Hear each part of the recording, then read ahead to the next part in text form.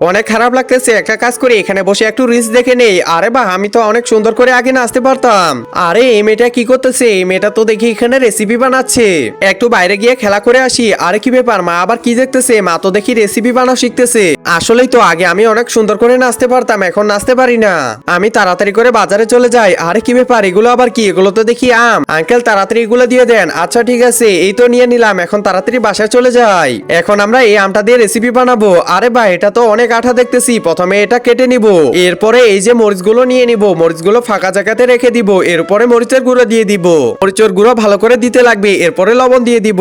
কাবা ঘরের দিকে তাকালেই নাকি সবগুলো মাপ হয়ে যায়। হে আল্লাহ, যে আমার ভিডিওটা দেখে লাইক এবং সাবস্ক্রাইব করে দিবে তাকে একবার হলেও কাবা শরীফে যাওয়ার তৌফিক দিও। এই তো লবণ দেওয়া হয়ে গেছে প্রায়, এখন এটা এখানে রেখে দিব, এরপরে ভালো করে বাড়ি মারতে লাগবে। আরে রাজু, তুই আবার কি করতেছিস? মা তোমার জন্য রেসিপি বানাইছি, দেখো। আচ্ছা ঠিক আছে। আরে বা, দেখে তো আমার জিভাতে পানি চলে আসলো। তাড়াতাড়ি খেয়ে দেখি তো, আসলে অনেক স্বাদ করতেছে। হ্যাঁ মা, ঠিকই বলছো, অনেক স্বাদ করতেছে।